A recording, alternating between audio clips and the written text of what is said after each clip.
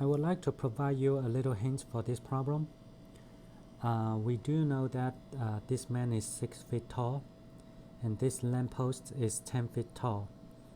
And then this man is walking away from the lamppost at this speed, at this rate. Now we want to find the rate of the tip of the shadow moves away from the pole. So let's, in other words, this is the distance. How fast this distance is changing, that's what we want to know, right?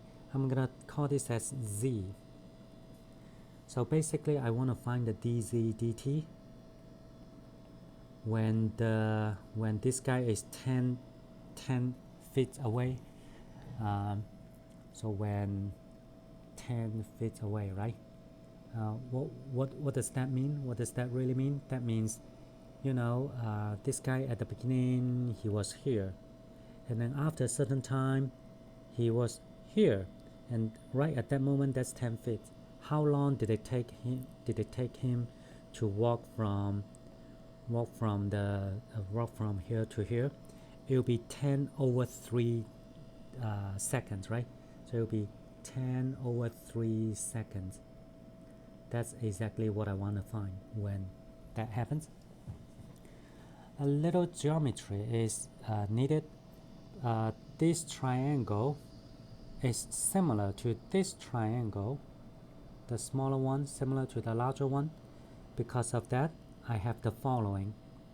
So 6 of the smaller one, right, over the 10 of the larger one should be equal to this distance of the smaller one over the distance of the larger one. So what is the distance of here? As time passed by, what's the distance this man has traveled? We are interested in that at that moment 10, but in general, after t seconds later, right, this will be 3 times t in general, 3 times t. And therefore, why do I need that?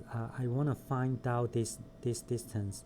So it's going to be 6 over 10 is equal to this over the whole, and this is exactly the z minus 3t.